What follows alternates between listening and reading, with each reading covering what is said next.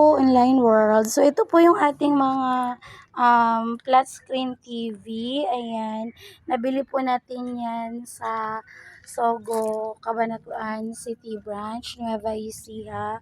So, nakapick up po tayo sa kanila ng 5 pieces na TV. Ayan.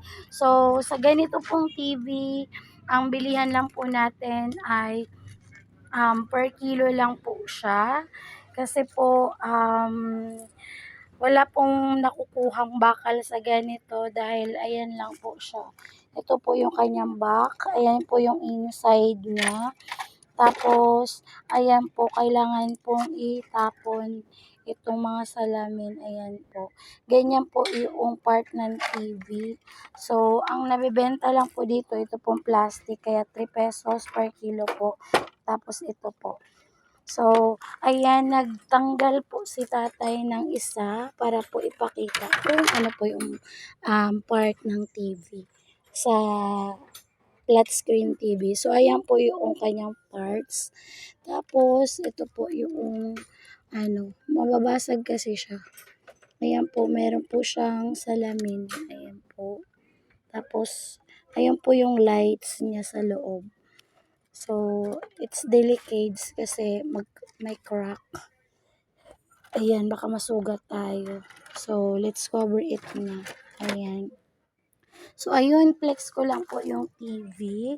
So, sa ganito po, ayan, 3 pesos per kilo lang po siya. Yung TV po na may likod, yung old na TV, ayun, yung may likod po siya, may picture tube. Yun po, ang bilihan po natin doon ay 40 pesos per piraso kasi may bakal po na makukuha doon. Ayun. So, ayan, flex ko lang po yung TV. Baka meron po kayo, just message me lang po. Pumipick up po kami around Nueva Ecija. So, around Nueva Ecija lang po tayo kasi maulan po ngayong panahon. Kaya, ayun.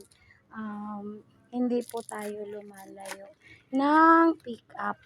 So, ayun, flex ko lang po ang aming hanap buhay. Maraming salamat po sa inyong support at pagmamahal sa aming channel. Highly appreciated po. Just leave a comment on my comment section para mabalikan ko po kayo. Ayun. Hindi man po kaagad-agad pero tinitiyak po namin na pag may time, susulitin din po namin.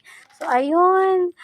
Hanggang dito na lang po ang aming video. Thank you for watching. Bye!